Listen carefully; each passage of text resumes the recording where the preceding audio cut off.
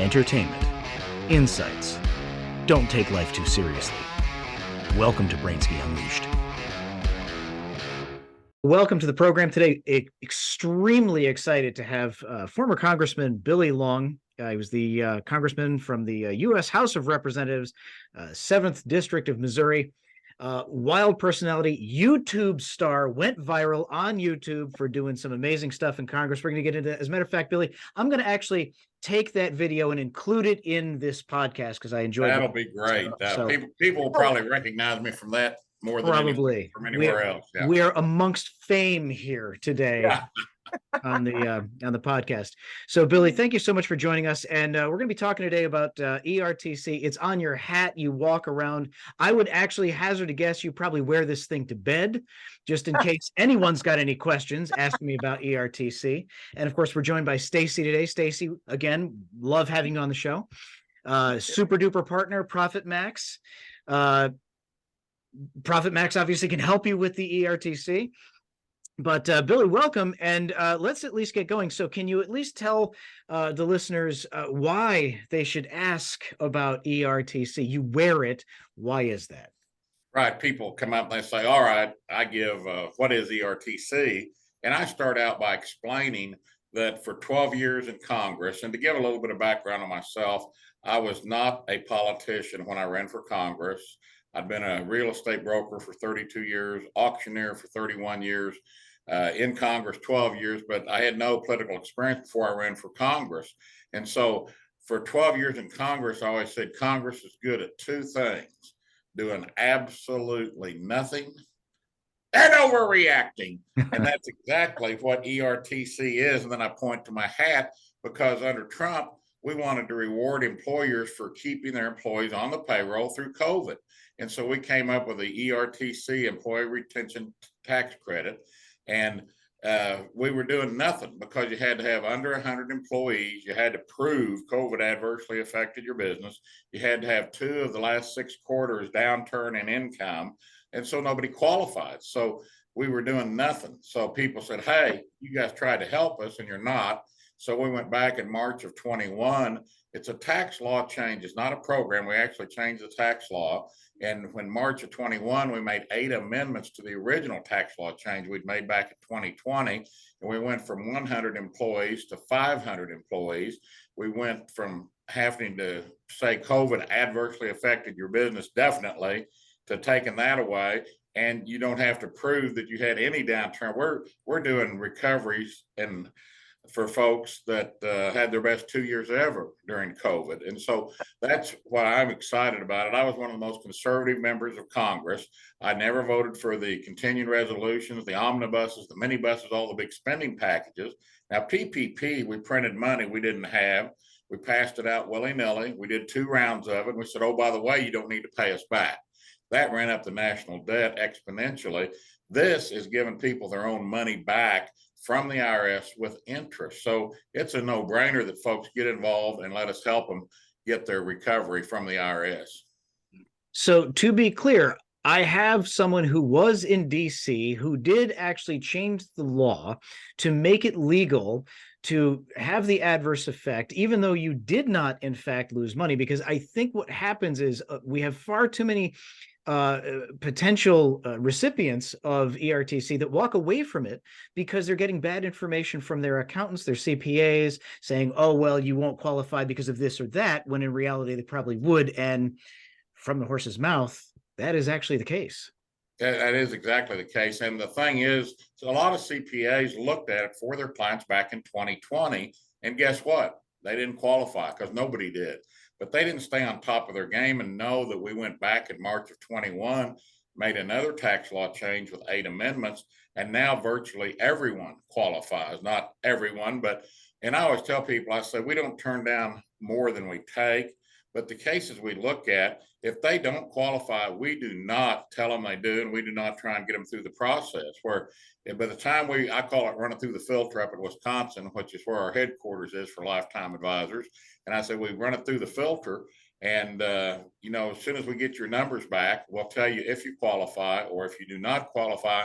And if you do qualify, we'll give you a good faith estimate of how much you'll be receiving. Now, one lady, we told her she'd be getting $800,000 and she got 650. Poor And thing. she said, what happened to that other 150,000?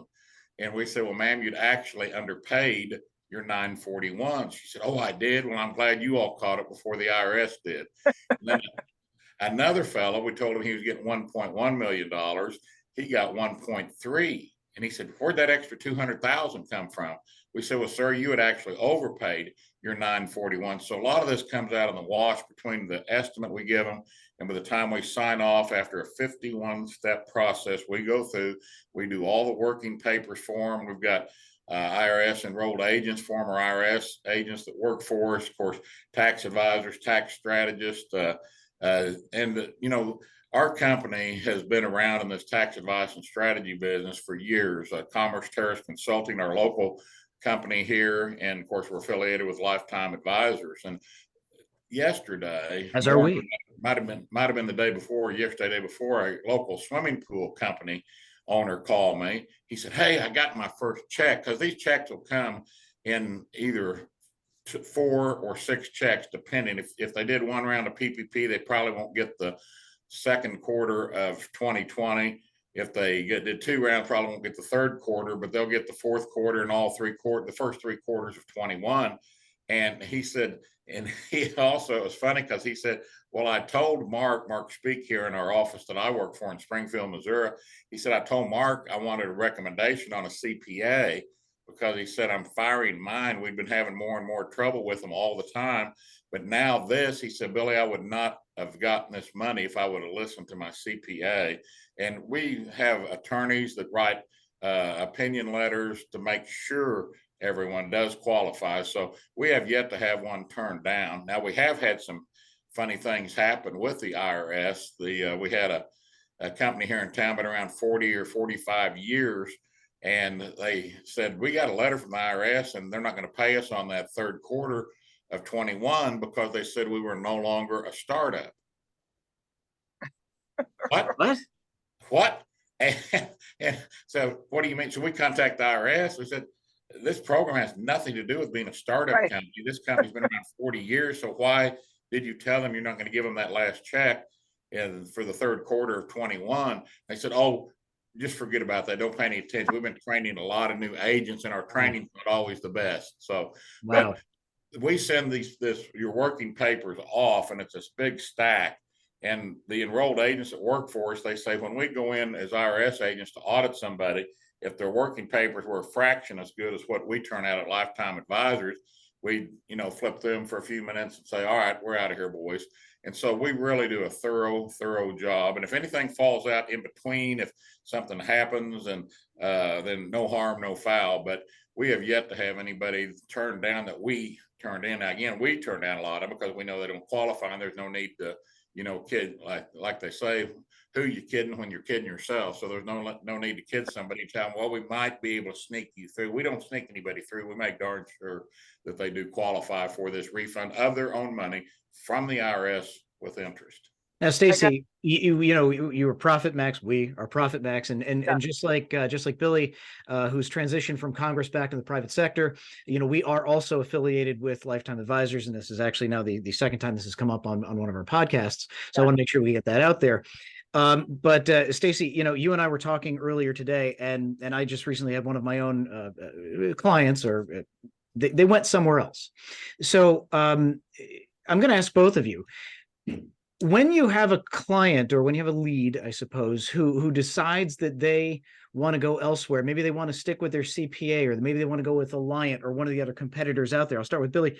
What is it that you would say to them if they tell you that? The first question is, ask your CPA, how many of these have they done? How many ERTC refunds have they walked through the process and done? Normally the answer is none. This is going to be the first one. Well, if it's Alliant, that's another story.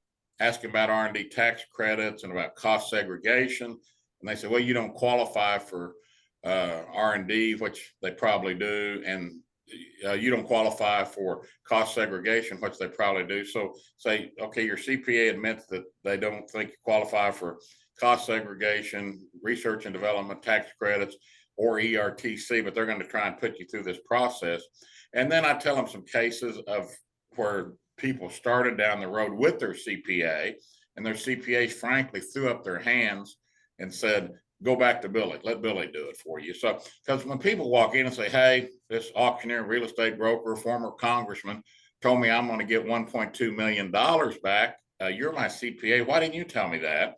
Like instantly, the reflex reaction is to go to bashing that. Oh, that's a joke. That's a fake deal. That's not true. You're going to have to pay all that money back. You'll get audited. They just come up with any excuse they can. In fact, we've been doing a lot of work with the Hispanic Chamber of Commerce's around the United States, and we're getting a lot of business through them. And we went to an event out in Las Vegas with them, and one of the Hispanic business owners is a CPA.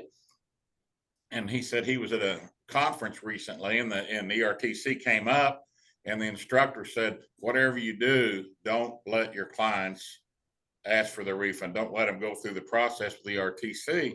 And somebody raised their hand and said, well, what do we tell them? Why can't they? That doesn't matter. That doesn't matter. Just make up anything you can.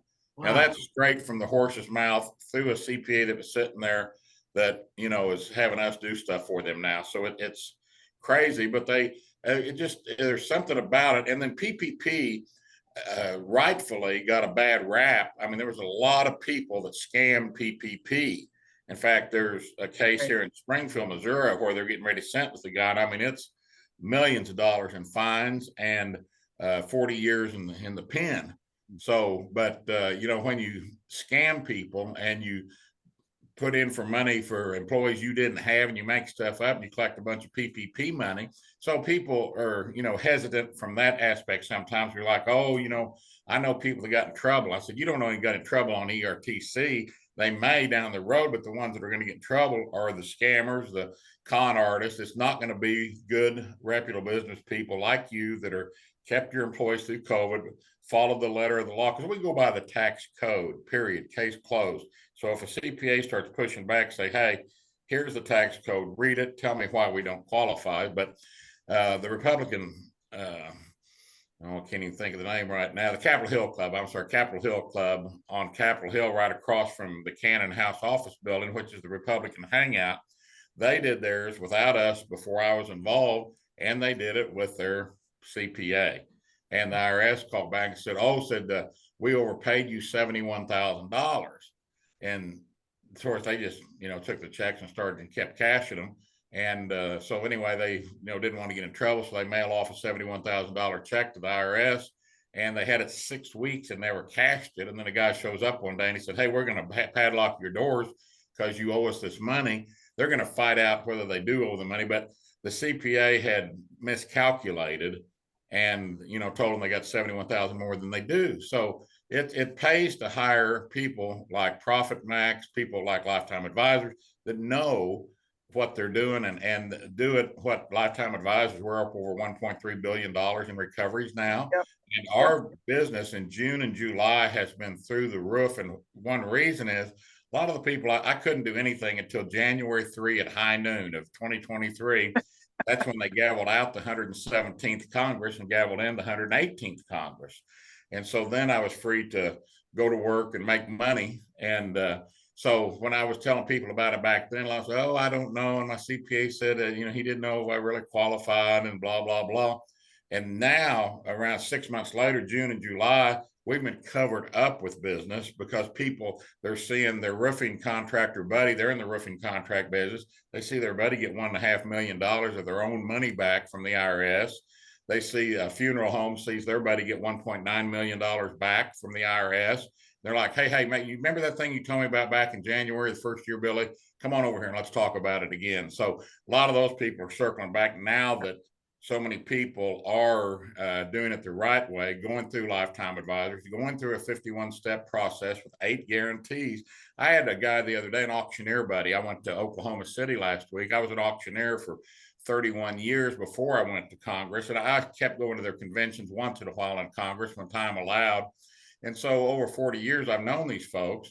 And one auctioneer, we got him over $500,000. He owns an auctioneer franchise. We got them $230,000. So he's telling everybody at the convention, and I'm talking to this auctioneer from North Dakota. And I said, you really need to let us, look into ERTC. Of course, I wore my hat the whole time. Like you said, I sleep it up. I super glue it on at night so it doesn't come off while I'm sleeping. But I said, you really need to let us look at this. I said, we got, I named the auctioneer, over $500,000. And he said, well, Bill, he said, our CPA looked at it and he said, we qualified for 1.2 million, but only 300,000 of it is defendable, and they will not go to an audit with us. I said, that's crazy. I mean, there's no such thing as you qualify for 1.2 and you can only defend 300,000.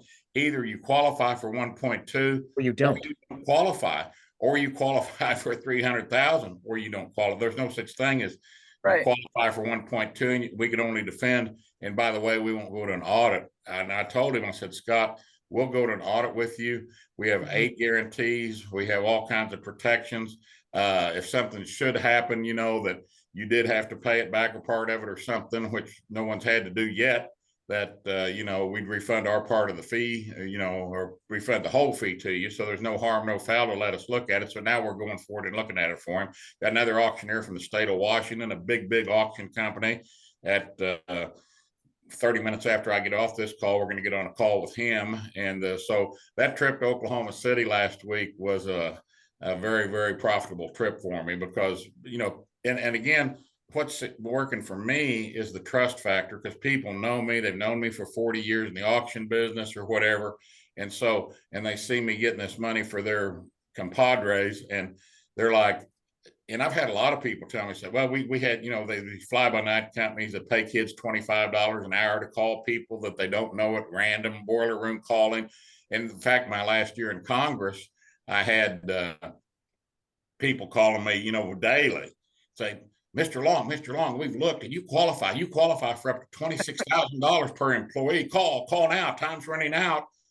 I hadn't had an employee. Calls are nauseating. I get them all the time.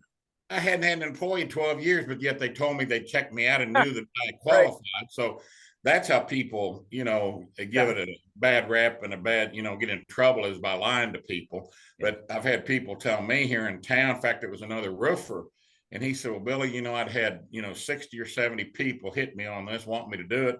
And I thought, it was a BS deal. I thought it was malarkey. I thought it, I'd get in trouble. But when I found out you were involved and your company's involved, said, we're going with you. And we got them $1.5 million.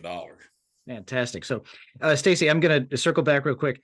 I think Billy did a really good job articulating, the CPA point of it, but you got people who say, you know what, Stacy, I'm not going to go with you guys. You're too reputable, obviously.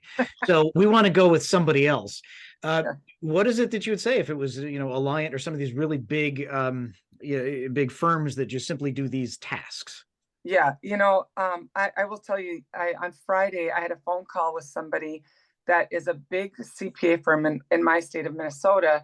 And he was one of the CPAs. And he said to me, we only are doing the ones that we can open the books, see a decline of revenue, which is one way to qualify, but it's not the only way. And then we're going to close it, and we're not doing the other ones. They don't want to take the time to build the case to make. And they said, we will send our clients to you because they know we'll build the case. Just like Billy said, we are reputable. We've got, we're writing the COVID impact statement. The IRS doesn't even require that. We are doing above and beyond.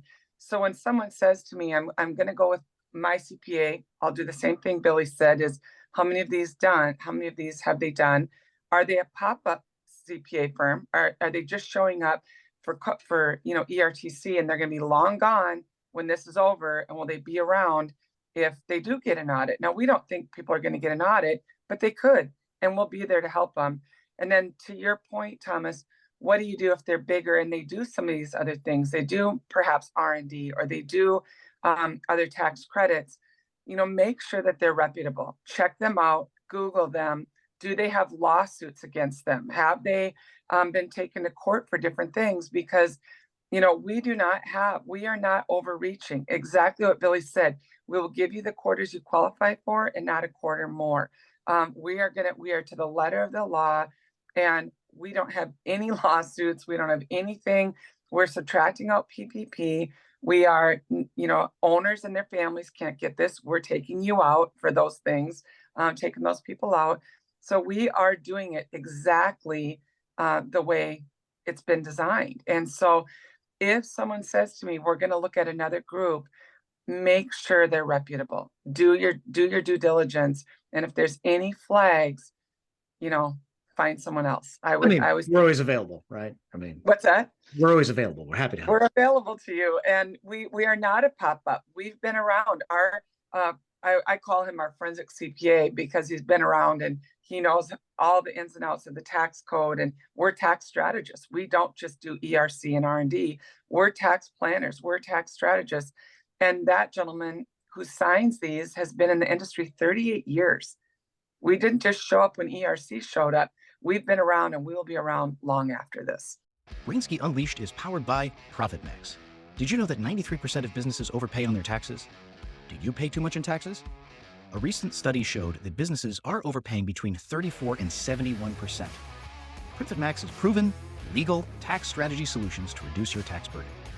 I'm not only a client, but I even joined the team to help other business owners just like me pay only their fair share and nothing more. Go to profitmax.co. That's profitmax.co. Profitmax.co to find out more. You can even connect with me there, as you should. And I'll help make sure that your tax bill is legally as low as allowed. ProfitMax. Keep your catch. Excellent. So I'm going to switch gears for a minute, and I'm going to ask you a question. I'm sure you've probably been asked before, Billy. And it's just the absolute kid in me, the sheer curiosity. What in the world would make someone want to be in Congress anyway? Well, I'll tell you what made me want to be in Congress is that Congress is full of lifetime politicians. Yes. And I always like to give the description of someone got fired by their boss because they were incompetent. So they went out and started their own business because they were going to show the boss what it was like. And they go bankrupt and they're sitting around happy hour one afternoon. And their buddy says, hey, there's a seat on city council. You'd be perfect for that. So they run for city council. They win. They get their name in the paper. Now they've got name ID, which is a valuable commodity in politics. So then a few years later, they run for mayor and they become mayor of the city. And then the state rep position opens. So they run for that. And then the state Senate position opens. And then 20, 25 years later, you look up and the local congressman's retiring. They say, man, you'd be great for it. You've been a city councilman, a mayor, a state rep, state Senate, and you'd be perfect for Congress. And a lot of times they get elected. They have never done anything. They've never hired anybody. They've never fired anybody. They've never signed the front of a check. They've been a career politician. And so back in 1996, when our girls were 7 and 10, this seat, the Missouri 7 seat, opened up because Mel Hancock, our congressman, had said he'd do 8 years and come home. And so I wanted to run for Congress. And I thought about it for about 15 minutes. And I thought, with a 7-year-old and a 10-year-old, I'm either going to have to move the family up to DC or be a long distance dad and see them on the weekends. And I didn't want to do either with 7 and 10-year-old girls. Now, one of those girls is a pediatrician. The other one works for the Motion Picture Association of America as a writer. And and gave us our first grandchild back in November. I'm not old enough to be a grandpa, but I am. And Mazel tov, by the way, congratulations. Thank you. And so then in 2009, Senator Kit Bond from Missouri said he was done, not going to run again. So our Congressman Roy Blunt said, I'm running for Senate. Timing was perfect. The girls were 23 and 26 at the time or whatever, through college, and I said, I'm in. And so I stood up in my living room, raised my right hand and said, I'm running for Congress. It was an 8-way primary. And I said, I'll do 12 years and come home, 6 terms. And that's exactly what I did. I stuck to my word. And so it's, that's why I wanted to run, because I thought we needed normal people. And the year I went in, we had 86 new Republican congressmen. 86 out of 435 members of Congress were new on the Republican side, 9 on the Democrat side, 9 new Democrats. And I was one of 2 auctioneers that got elected that year. There was 2 automobile dealership owners. There was a roofing contractor. There was a pizza parlor owner that had 10 children. There was a termite exterminator. There were nurses. There were doctors. We really, truly were people off the street. And when we came in that big wave of 2010, and back just briefly on the CPA situation, a lot of CPAs were telling their clients that, oh, you don't want to do that. That might trigger an audit. You might be audited. Well, I got news for you. My CPA tells me I'm going to get audited. I'm looking for a new CPA because I'm like, what'd you mess up on my books in the first? Are you really worried about going through an audit with me Right. on the figures you provided to the IRS? Seriously. Yeah. Wow. And for Massive years, point. I mean, I made really good income as an auctioneer and a real estate broker for several years. And I'd always joke with my wife. I'd say, gosh, I hope we get audited this year. And she said, well, why is that? And I said, we can't possibly owe this much money. If they audit us, they'll give us money back. I was 55 years old when I ran for Congress. I'm going to be 60 years old on August 11th. And I mean, 68 on August 11th. But you look 60. Yeah, I feel like 60. But when I was 55, I'd never ever been audited. But as soon as I raised my hand and said, I'm running for Congress, guess what? No way. I got audited that year. And guess what else? You got money back. We got a refund because we paid too much. So Hilarious. You know, CPA says, oh, you need, you might get audited. You'll have to pay that back and penalties and interest. And CPA, after all, I mean, the initials stand for certified pretty accurate. So that ought to tell you something there. All right. So I'm gonna ask you this then. That's hilarious. When you got to DC, can you confirm for the audience, are people in DC actually possibly corrupt? A lot of them. I was having breakfast yesterday and somebody asked me what my retirement package looks like, because the rumor is that you get 100% of your salary after serving one term.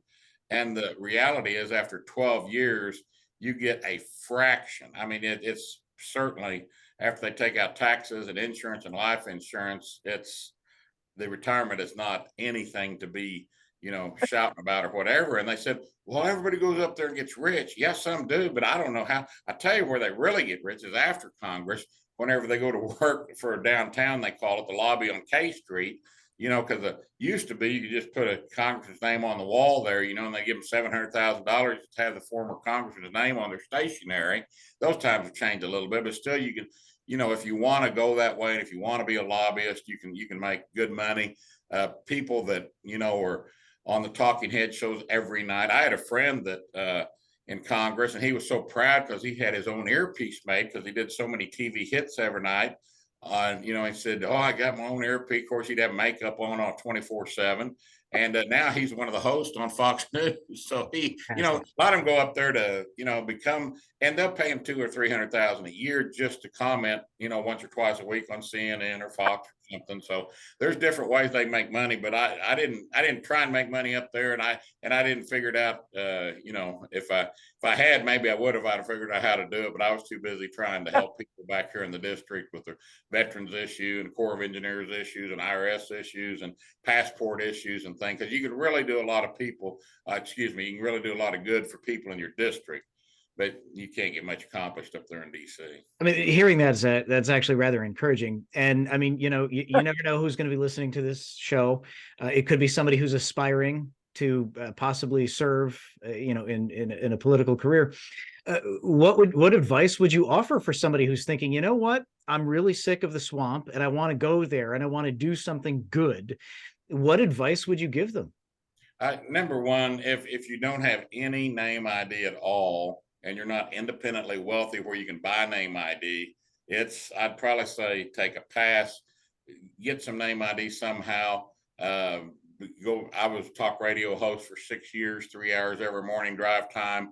I'd been building name ID for 30, 40 years in the real estate business and on talk radio and stuff. So I was a household name, and I had an 8-way primary. I ran against 2 state senators, and one of them was head of appropriations here in the state. So you think that's not fun out there trying to raise money to run against the guy that doles out the money in the state, and a prosecuting attorney from the largest county in the district. And I blew it out. I won by 7 points in an 8-way race. And I was the underdog. I wasn't the guy, but I had the name ID. So figure out how to be known. I mean, take 2 years and, do talk shows or, call in, be a contributor, writer to the newspaper, whatever. Let people know your name because a lot of people, I mean, I guarantee everyone that files for Congress is positive they're going to win. Even the people that ran against me for 6 terms in the House, they were telling their friends in the morning, I'm going to kick Long's rear and I'm going to win, and I'd get, 20, 30, 40 points more than they would. And I knew it was going to happen that way. And so I would just, encourage them to be realistic on what to expect and try and build up a little name ID before you go for it, and then get you a really good team behind you. And you're going to have some good financial backers. If you don't have money yourself, you're going to have some folks that believe in you and believe in your cause and have known you your whole life, that don't mind writing pretty big checks to you to get you, and in Congress, they can only write like $2,900 per person per election. So $2,900 for the primary and $2,900 for the general. I mean, it's not like they can write you a $200,000 check or a $2 million check, but you just got to have some good friends and kind of check around. If people will start supporting you financially, you might have a chance. And running for an open seat is by far the best way when the local congressman retires or whatever. But trying to run against an incumbent, it's all about name ID. And if they have that name ID, they're going to be tough to get out of there. Yeah, which makes a lot of sense. Is there anything that you actually, because obviously you spent a lot of time in DC, were you commuting a lot, or did you move I guess family was already out of school, but did you actually live in DC, or were you doing a lot of commuting? That's a funny story. I was filling up down the street here at Sam's with gas one day, and a lady, I was still in Congress, and the lady on the other side of the pump looked at me and her eyes got great big. What are you doing in town? Are you here visiting family? And I was like, no, I live here. I would go out on Monday and come home on Thursday, or I would go out on Tuesday and come home on Friday. So 3 nights a week I was in DC. 1 month, I always say that wrong. 1 week out of every month, we were home in the district that whole week. Now, August, why nobody's in DC right now? Because it's hot and they don't have air conditioning. They haven't invented air conditioning yet. Oh, wait a minute. Maybe they have. We have air conditioning. But when they didn't have air conditioning, they said, we can't be here in August. We've got to take off and come back after Labor Day. So, they built themselves in a 5-6 week vacation every year because originally they didn't have air conditioning. And so it just stuck. And so they're gone now till sometime after Labor Day. So, and if people knew how little we were actually in DC, how many days, calendar days we were there voting. And in the first day, it's a cursory day. You go in and you vote at 6 p.m. So you've got till 6 p.m. to get to DC. You go vote on 1, 2, maybe 3 if it's a big voting night, 3, naming 3 post offices or something, on Monday night. And then you work Tuesday, Wednesday, and then you vote early Thursday morning and get out to the airport. We'd get to smelling the jet fuel at the Reagan airport, and we said, we got to get out of here. So, if people knew actually, how many, I tell everybody, they say, well, how you liking retirement? I said, I loved it the 12 years I was retired in Congress, because that was by far the easiest job I've ever done in my life. I was always a salesman. I had to sell something to feed me, to feed my family. So auctioneer, real estate broker, if I wasn't selling something, hustling, I wasn't going to do very well. And, but people that, are on a salary and have been their whole life don't, understand that sometimes. Do you ever miss anything from the DC lifestyle? You had to go out to dinner at some places, you had to, hobnob at others. Is there anything from DC that you actually miss, that you'd actually be like, you know what, I feel like going to DC for the weekend so I can do? The way that I put it, the Kennedy Center honors in November, I'm sure I'll miss that when that comes around. You see it on CBS every year, where they honor 4 or 5 entertainers, and they have their friends come and, speak for them and put on skits and songs and sing and whatever. The Kennedy Center honors may be something I would miss, but what I tell everybody is I don't miss the circus, but I do miss the clowns. I like that. My wife and I have actually been to the Kennedy Center. It's actually a fantastic venue. If people haven't gone, to go to the Kennedy Center it's a wonderful thing. Actually, it's it is. And the Kennedy Center honors in December. Yeah. They film it in November, and it usually plays about the 20th of December on CBS. And it's always, whoever they're honoring that year. They honored the Eagles a couple of years ago, but one of them was sick and they couldn't honor him. And so they said, well, we'll put it off for next year. And unfortunately, he passed away, Glenn Fry, during that year. But, they honored the rest of them. And it's Gladys Knight, people that, I grew up,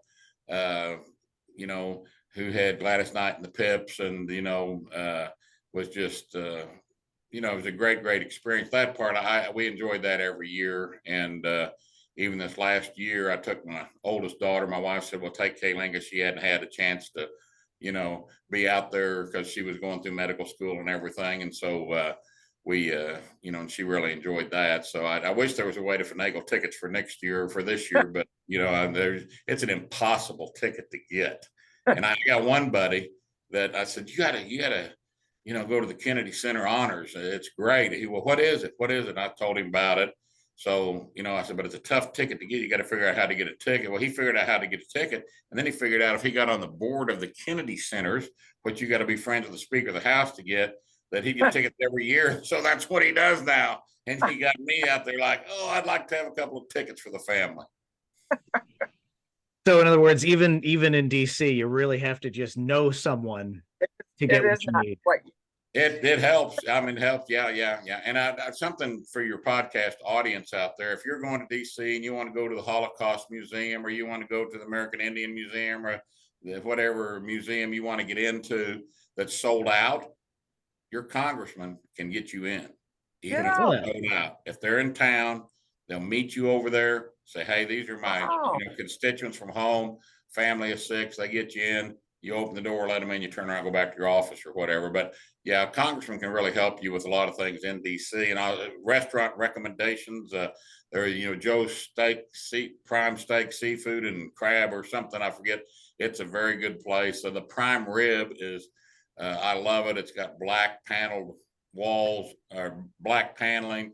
It has Louis Icart prints all throughout which I sold a lot of Louis Icart prints when I was an auctioneer. The waiters wore tuxedos. Until a couple of months ago, gentlemen had to wear jackets. They got a big, I guess they probably sold them on eBay by now, but they had a huge closet full of jackets of every size. So if you didn't have a jacket when you walked in, they'd loan the gentleman a jacket and you had to leave it on through your whole meal. But you didn't have to wear a tie, but you had to wear a jacket. But last time I was there a few months ago, I was out there for the Faith and Freedom Coalition with Dr. Ralph Reed, and he had all 11 Republican presidential candidates there and spoke at the event. So I took some people to the prime rib, and we asked Dr. Reed to come, and he came, and we had a great time, great conversation with him. And so there's a couple of restaurants I'd recommend to you if you're, in the DC area. Then of course they got the ballpark there. So pick a time when your team from your area is going to be playing against the Nationals, and, go out and enjoy DC and see some ball games. So DC is not the worst place in the world. It's just not the best.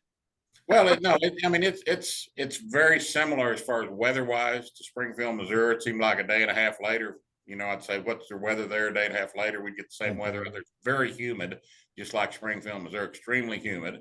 And, but no, all the monuments, all the things that are in the cherry blossoms, if you can get out there and whatever, I hate to tell you the month because I don't know exactly, it changes a little bit, but I don't know if it's April or May or when the cherry blossoms bloom, but you can find, because it's a huge event, but it's absolutely gorgeous for about 4 or 5 days, and then they'll blow away in a windstorm or something will happen to them. And it's over. Yeah. But, it's in fact, we put 5 of them in our yard here. We got Japanese cherry blossoms in our yard here. So they're babies, but they're going to grow up to be, big cherry trees so somebody can chop them down someday.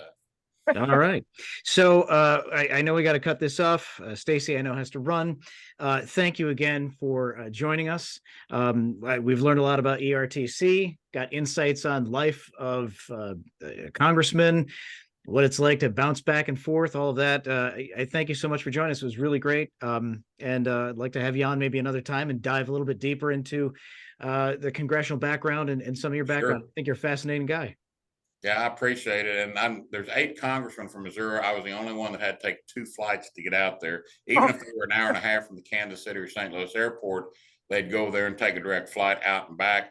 I had to go from Springfield to Chicago or Charlotte or Dallas, which is the wrong direction, and then on into DC and reverse the course, later in the week, go to Chicago, Charlotte, or Dallas to get home. So and I'm a big guy, and those seats out of Springfield, Missouri, are about that wide. So it was that I don't miss the flying, and I sure don't miss raising the money anymore. So, but anyway, thanks for having me on. I really appreciate it, and I want to encourage everyone to, if you've been told no, no, no by your CPA, at least give Promax and Lifetime a chance and let them see, if you do qualify or not. And they're not going to tell you that you do if you don't. But if they do tell you, then you're going to get, 51 wickets to make sure that everything's in proper order before they ever send it to the IRS. The IRS rolls it around for 3. In the time frame, they had the IRS commissioner in front of the Senate not long ago, and Sheldon White House was getting on, said people need their money, need to get their money out to them.